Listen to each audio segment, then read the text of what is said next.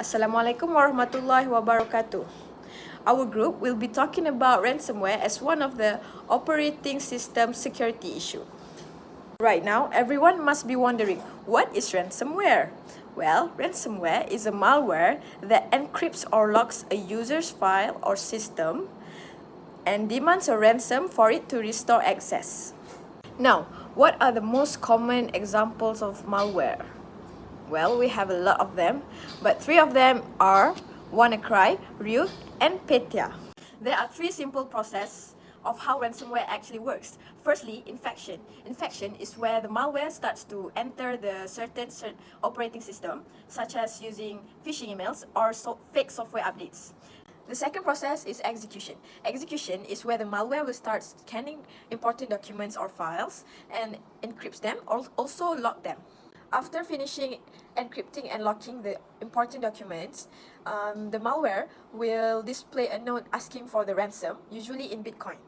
The displayed note is actually the last part for the ransomware process. Sometimes they even threaten to leak our sensitive files and documents or even delete them. Is it possible to prevent all of this from happening? It is. First, you need to regularly back up your files or important documents offline. Other than that, we can use antivirus or endpoint protection. Here comes the most important part, which is avoid clicking suspicious emails because it might be phishing emails. Now, I will explain about how ransomware enters Windows system. So, there are three main methods, which are phishing emails, malvertising, and remote desktop protocol attacks. First is phishing emails, which is the most common way ransomware spreads. Attackers send emails that look legitimate, such as message from banks, delivery company, or even co-workers. So, these emails usually contain a malicious attachment or a link. When a Windows user opens the file or click the link, ransomware is downloaded and installed without the user realizing it. This often happens because the email creates a sense of urgency or fear, tricking the user into acting quickly. The second method is malvertising, which means malicious advertising. In this case, ransomware is spread through fake or infected online advertisements. When users click on these ads, they may be redirected to a harmful website or trigger an automatic download. So, if the Windows system or browser is outdated, ransomware can install itself without any warning. This shows that even visiting normal-looking websites can be dangerous if security is weak. The third method is through remote desktop protocol or RDP. RDP allows users to access Windows computer remotely, but if it is poorly secure, attackers can exploit it. Hackers use weak or stolen password to gain access to the system. Once inside, they manually install ransomware and often target important files. This type of attack is common in organizations that do not properly secure remote access.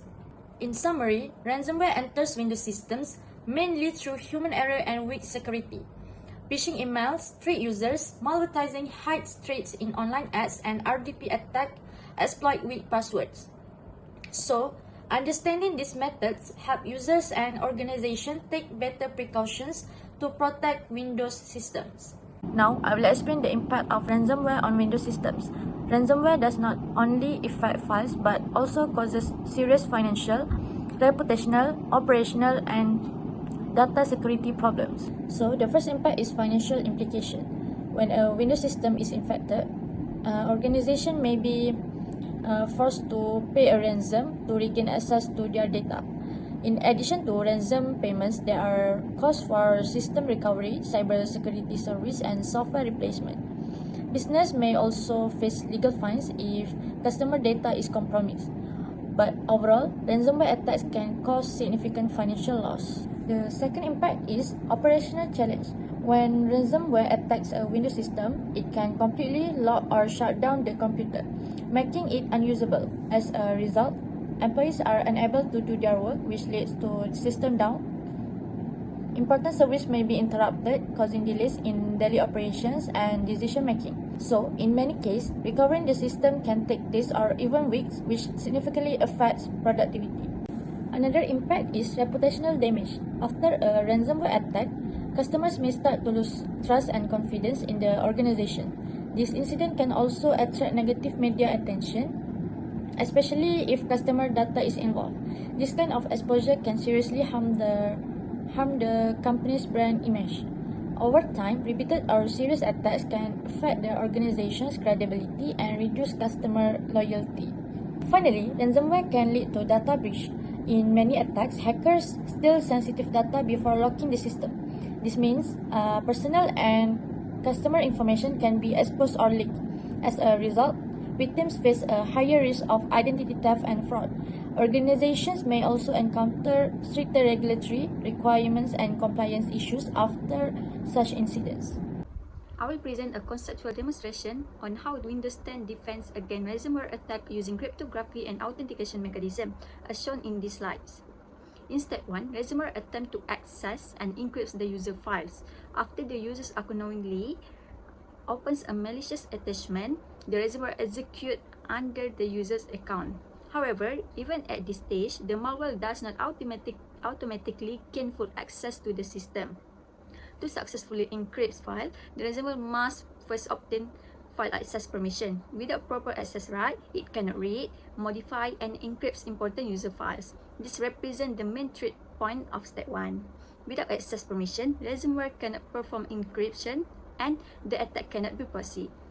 In step 2, Windows 10 applies cryptographic protection using BitLocker. BitLocker encrypts the entire hard drive at the disk level using strong cryptographic algorithm and secure encryption keys. This means all stored data is already protected and unreadable without the correct key. Even if the ransomware managed to run on the system, it cannot properly encrypt or manipulate the file because the data is already encrypted at rest. As a result, even when ransomware attempt to access the files, the encryption layer prevents meaningful data compromise. Therefore, the result of step 2 is that data remains secure even if ransomware tries to access it. In step 3, Windows 10 strengthens security using authentication mechanism. Windows 10 uses Windows Hello, strong password, and secure boot to ensure that only legitimate users can log in and access sensitive system resources. Authentication verifies the identity to the users before granting access. Malware or unauthorized users cannot bypass the login process or gain administrative privilege without proper authentication. Additionally, secure boot ensures that only trusted operating system components are loaded during startup, preventing malicious modification at the system level. As shown in the result of step 3, the ransomware fails to modify system file or bypass security mechanism because it lacks authenticated access. In conclusion, this conceptual demonstrative showed that Windows 10 uses layered defense approach against ransomware, cryptography through BitLocker, protect data by encrypting it, authentication through Windows Hello, and secure boot, restrict access to authorized users only. Because of this combined protection, ransomware is unable to encrypt files, data confidentially, and integrity are preserved. The attack is effectively contained. In this conceptual case study, we demonstrate how Windows 10 defends against ransomware using firewall and intrusion detection mechanism. So basically, user running a Windows 10 receive a phishing email with a malicious attachment. When the user opens it, ransomware attempts to run silently and connect to a command and control server or C2 server to obtain encryption keys. So at this stage, Windows Defender Firewall will monitor all network traffic. When the ransomware tries to connect to an unknown external server, the firewall will detect unusual outbound activity and blocks the unauthorized connection, as well as preventing the malware from communicating or spreading. At the same time, Windows Defender Antivirus will perform intrusion detection by monitoring system behavior, and it will detect abnormal activities such as rapid file encryption attempts which match known ransomware patterns, and the antivirus immediately triggers a real-time alert and quarantines the malicious process. So the user is notified that a threat has been detected and blocked, so the malware is isolated, no files are encrypted, and the system remains secure. So this demonstrates that Windows 10's layered security approach, where the firewall blocks suspicious network communication and intrusion detection mechanisms, stop ransomware before it can cause damage.